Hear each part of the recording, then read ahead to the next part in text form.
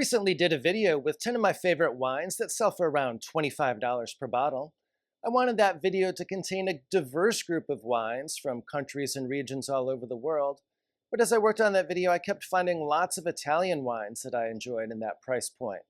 So I decided to do a dedicated Italian video as well. So in this video, I'm going to reveal some of my favorite Italian wines that sell for approximately $25 per bottle. Some a little more, others maybe a little bit less. There's red wines, white wines, and a sparkling wine, so there should be something for everyone.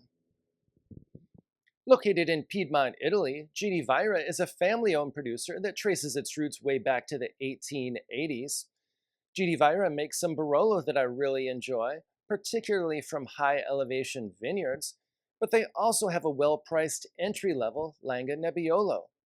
This wine makes an excellent cellar defender. The 2022 Vajra Langhe Nebbiolo sells for right around $25 per bottle.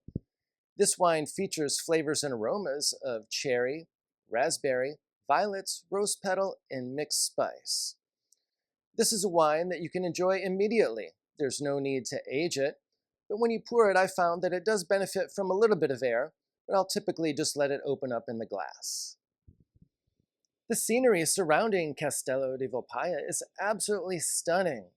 Volpaia has 45 hectares of vineyards located in the Rada area of Chianti Classico at around 400 meters above sea level. Many of these vineyards feature the famous Galestro soils. These conditions help to produce refined, elegant Sangiovese. The entire winery is located behind the walls of an ancient village. Even the winemaking equipment is located inside the old buildings. So while it looks like you're walking through an old ancient village, when you go inside the buildings, you see modern state-of-the-art winemaking equipment.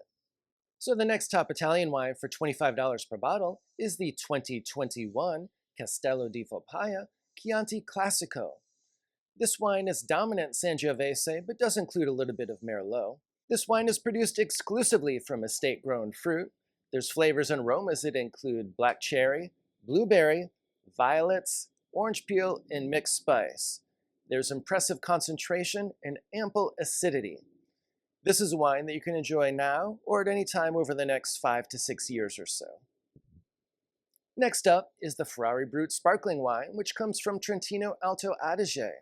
This is a wine that's made in the same production method as champagne, so the secondary fermentation takes place in the bottle that you purchase. This is a wine that's a consistent performer each and every year, and it's typically well received by critics.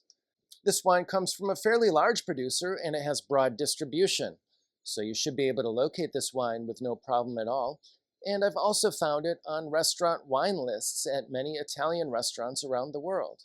This wine is 100% Chardonnay, so it's a Blanc de Blanc, and it comes in at around 12.5% alcohol by volume. You can expect flavors and aromas that include lemon, pear, apple, spice, and floral notes, and it has a rich and creamy texture with ample acidity. A very nice sparkling wine. Founded in 1984, Castello Romitorio is a quality-minded producer of Brunello di Montalcino, but which also makes outstanding wines from international varietals. One example is the namesake wine, the 2021 Castello Romitorio IGT. This wine is the next top Italian wine for $25 a bottle. This is a full-bodied red Tuscan blend that's made from Syrah and Petit Verdot. It's concentrated and savory. They ferment this wine in stainless steel and mature it in concrete before it's bottled and released. Flavors and aromas include blackberry, black cherry, black currant, violets, chocolate, and spice. It's already showing incredibly well, and you don't need to decant this one much or give it any additional bottle age, but you can certainly enjoy it over the next 3 to 4 years or so. This is a really impressive, enjoyable Super Tuscan wine for this price point. Unfortunately, it's getting extremely hot out, so I'm going to have to finish the video indoors, but if you enjoyed the change in background, please let me know in the comments below. If you're interested in wine recommendations, wine collecting strategies, and learning more about wine, please do subscribe to my channel. I've been collecting wine for more than 15 years and also have a level 4 diploma from the WSET. So I have both formal certification as well as substantial practical knowledge from the School of Hard Knocks. Next up is a wine that's produced from a winery that was founded way back in 1902. This producer has 105 hectares of vineyards in Valpolicella Classico. This is significant because Valpolicella Classico, in my opinion, is quite a bit better than Valpolicella. The difference is that Valpolicella Classico must be produced from fruit that is grown in the historic Valpolicella Classico zone. This is the hilly area that's located in the foothills, and there tends to be vineyards with limestone or clay or volcanic soils. These soils, coupled with a somewhat higher elevation from the foothills, create cooler environments for the vineyards and result in a longer growing season. As a result, Valpolicella Classico tends to have much higher acidity and much greater concentration and richness than Valpolicella. So the next top Italian wine for $25 a bottle is the 2020 Tommasi Rafael Valpolicella Classico Superiore. This highly acclaimed wine is a blend that consists of Corvina, Rondinella, and Molinara. If you're not familiar with Valpolicella Classico, it can have a body that's somewhat analogous to a Pinot Noir or a Rioja. So if you enjoy those wines, you may want to give this one a try. The Superiore at the end of the name typically refers to a wine that will have slightly higher alcohol by volume and which will be aged in oak for a year. And indeed, this wine spent about 15 months in large Slavonian oak casks. This wine has juicy cherry and strawberry flavors, and there's also mixed herbs and spice. There's fine tannins and ample acidity. This is one that's showing well right out of the gate and you can enjoy immediately, but it will last a few years as well. This Valpolicella Classico Superiore is also an excellent food companion, and you can enjoy it with pasta with rich sauces, roasts, white meats, or cheeses. The next top wine for $25 also comes from the Veneto, but this time we're talking about a white wine, namely the Inama Vigneti di Foscarino Soave Classico. This outstanding Soave Classico is produced from the Garganega grape. This excellent Soave Classico is bone dry with refreshing acidity. It has a medium body, and flavors and aromas include apple, citrus, white peach, blossom, honeysuckle, and wet stone. The finish is very long, and this is really an enjoyable wine, particularly with seafood. I first discovered this wine when I was traveling in Venice, and I ordered it to pair with some seafood. That's an extraordinary combination, and I found that I've really enjoyed it. So now I look for Soave Classico whenever I'm at an Italian restaurant and I'm getting seafood, and there's typically some excellent and affordable options on most restaurant wine lists. Il Poggione traces its roots back to the 19th century, and it's one of the original 3 producers of Brunello di Montalcino. Despite also being one of the largest producers in Brunello, it still does all its vineyard work by hand. While many of you are familiar with their excellent Brunello di Montalcino, they also have an outstanding Rosso di Montalcino. As with the Brunello di Montalcino, the Il Poggione Rosso di Montalcino is 100% Sangiovese from estate-grown fruit. With the Brunello, Il Poggione uses fruit from vines that are a minimum of 20 years old, so it's often just the fruit from the younger vines that goes into the Rosso di Montalcino. This wine matures for 12 months in large oak casks. It's a wine that you can buy with confidence year in and year out.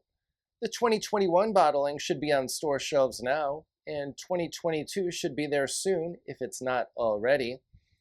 I still remember a couple years ago tasting the 2018 vintage during a podcast I did with the winemaker for Il Poggione.